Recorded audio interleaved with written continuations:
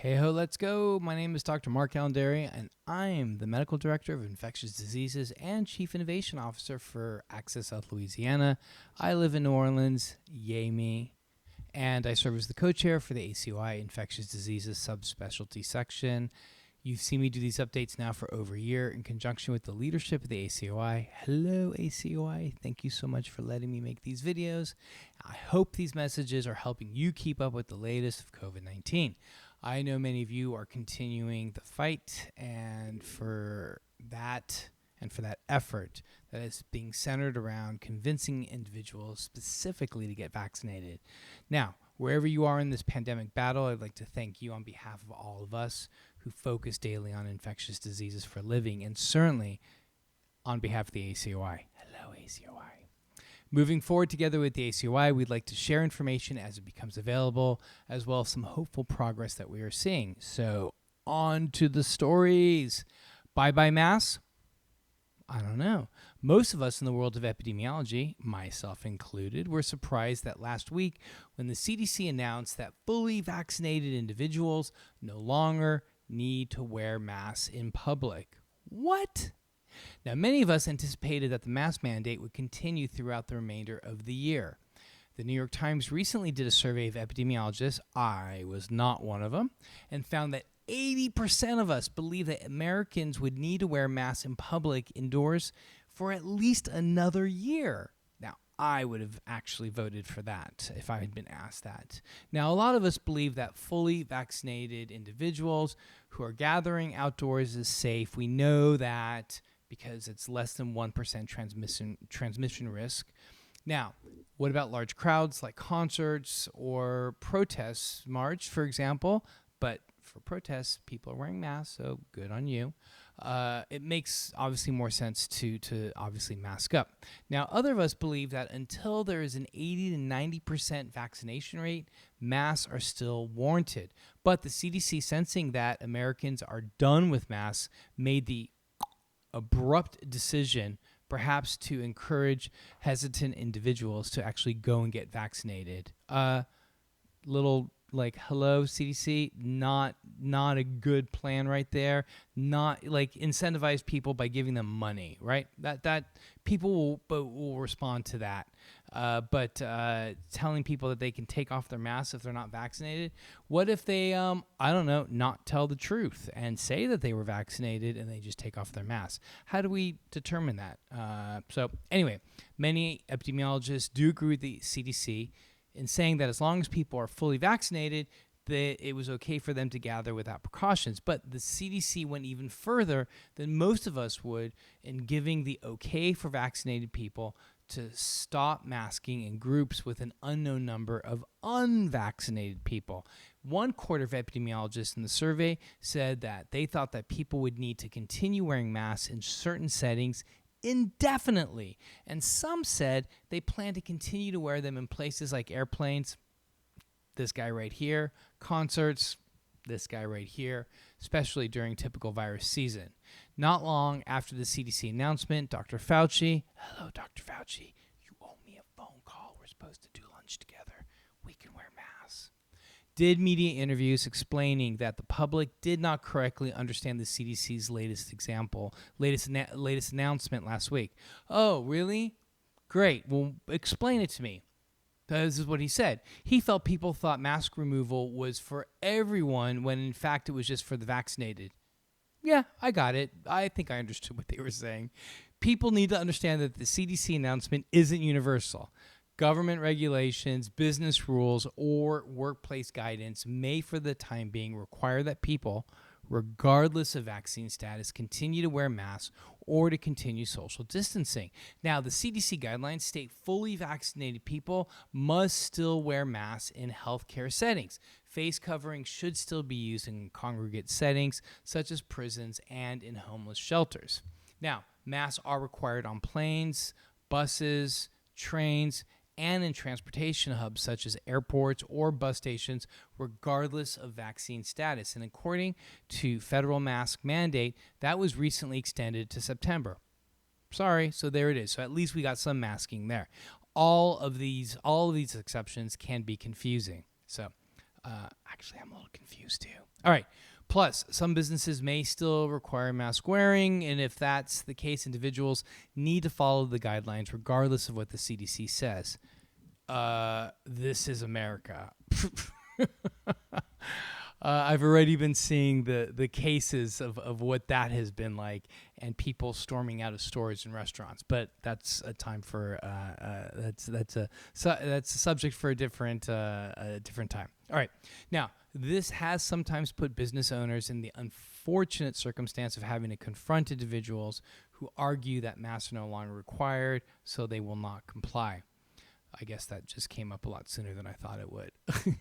So it is important to remind our patients that the CDC cautions that anyone with a weakened immune system or who may be taking certain medications may not be fully protected against the virus even after they've been vaccinated. So my recommendations in those cases are continue to wear the mask.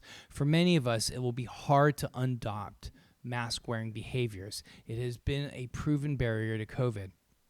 And many of us, we may feel like no mask means bigger risks. And ultimately, we each have to do which makes us comfortable. If your patients have been fully vaccinated and want to continue to wear their masks, there is no harm in doing so. Let me just tell you what I'm doing. I do a double mask. I usually wear kind of like a loose, you've seen me wear these loose knit kind of a face mask, and I usually wear a surgical or a KN95 underneath that. In my clinics, everybody is double masked in my clinics. I understand the science is there. There's a lot of infectious disease doctors would disagree with me.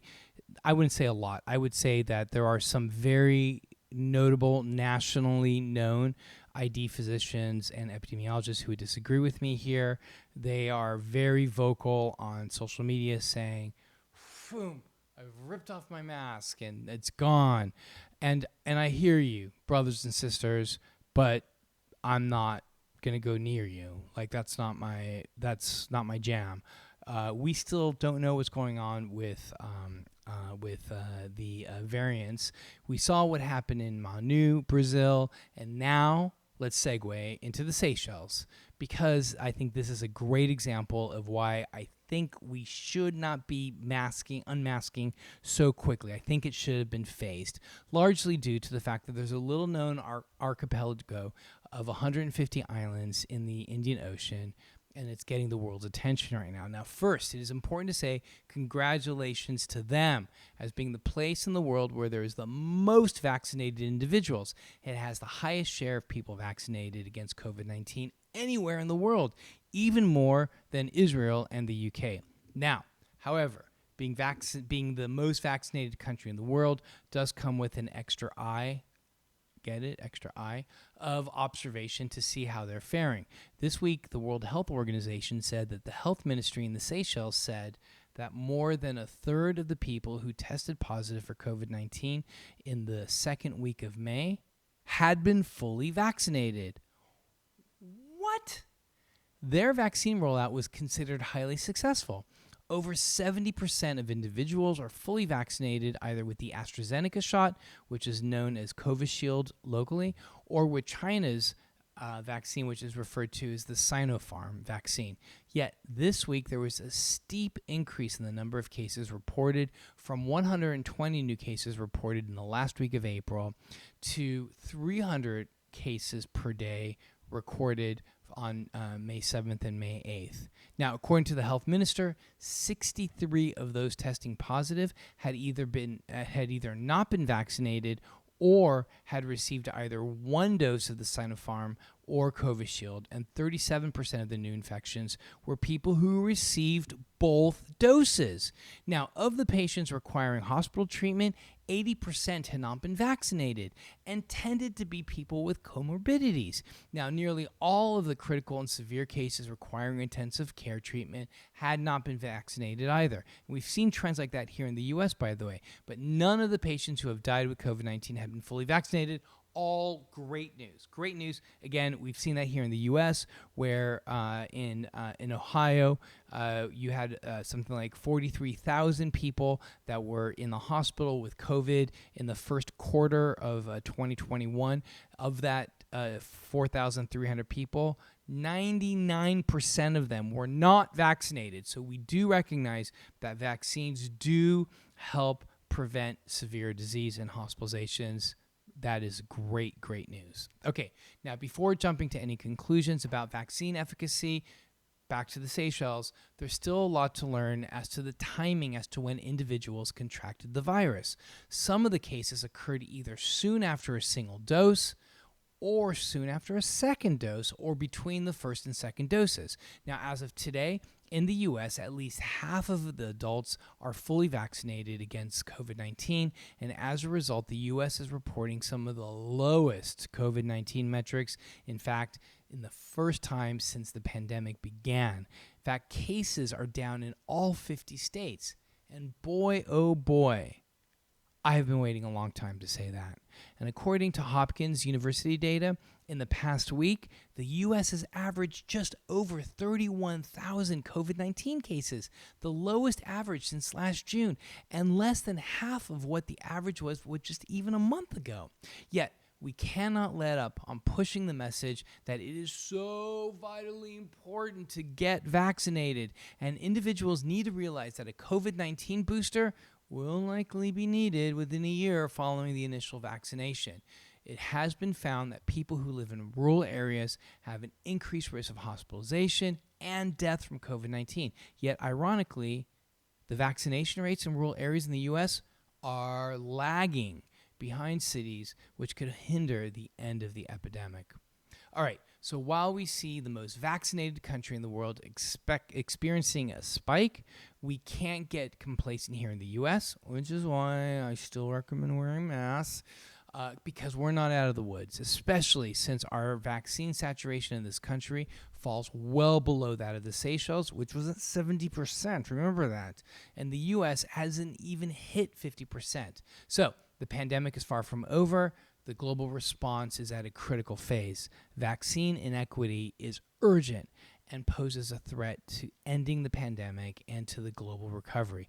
Over 75% of all vaccine doses have been administered in only 10 countries. The lowest income countries have administered less than 0.5% of global doses. And did you hear about half of the 1% in the lowest income countries? How do we prevent this and other pandemics in the future? Well, next week, we will delve into that more with recommendations from the World Health Assembly. And I also have to say thank you so much to Gina Kelker, who yet again wrote another amazing script. So stay on the lookout for our regular updates, and to read more from the sources used in this report, go to the acoi.org/ it's a /. Let me do that again. acoi.org/COVID-19. Together with the ACOI, we will help you have the latest information to help you respond to your patients and stay on top of the crisis. And please, as always, feel free to reach out to me anytime at madery@mac.com. I'd love to hear from you. Please stay safe. We can do this together.